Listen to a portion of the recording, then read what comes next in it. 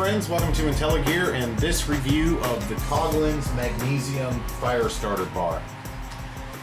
These things have been around for a long time. I've had mine for quite a few years. I believe I've had this bar since I was a teenager, which was many moons ago. And you can kind of tell because it's oxidized. You can barely make out that it had Coghlan stamped in there at one time. So these are really straightforward. Now, I've already gone ahead just to save some time for the video and shaved off some pieces. So the way this works is you have this big bar portion is the magnesium, and then the flint up here, and you just scrape off metal shavings. I'll show you how you do that. So you take the knife and you just want to kind of go back and forth. You're not really trying to slice into the metal per se. Just take your knife edge back and forth, and as you can see, there's little shavings coming off there. Magnesium is a relatively soft metal.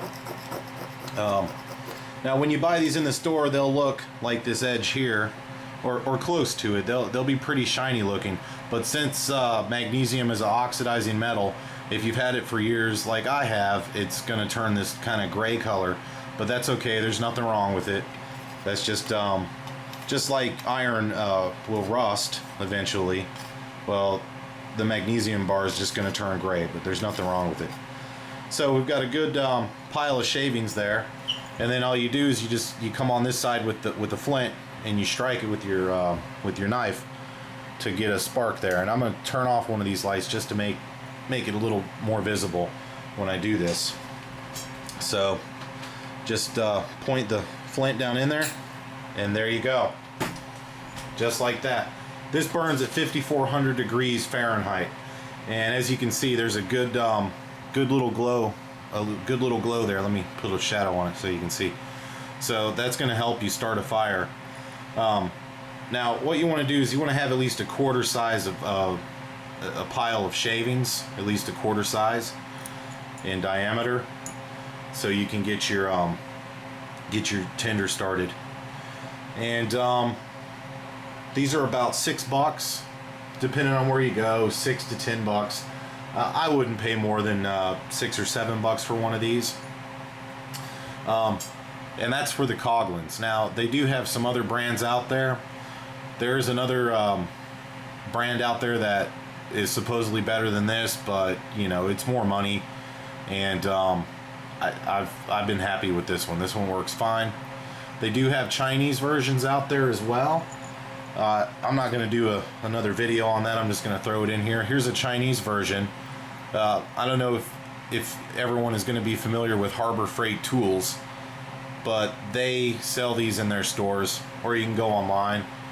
The thing with these is they're not that expensive. I think I paid like $2 or $3 for this one, this Chinese version, and it was